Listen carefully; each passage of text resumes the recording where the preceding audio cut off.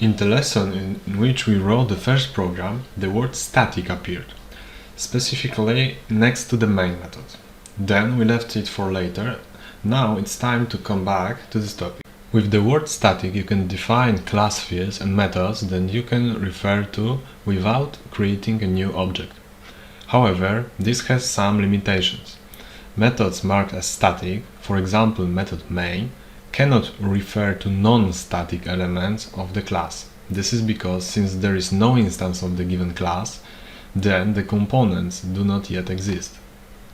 Initially, you should use the word static mainly to define constants associated with a given class. However, if you continue your adventure with programming, you will also learn design patterns in which static methods and fields are used.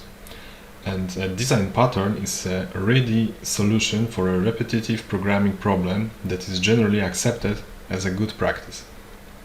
According to the naming convention, constant of the class marked as final and static should be written only in capital letters and separated by subsequent words.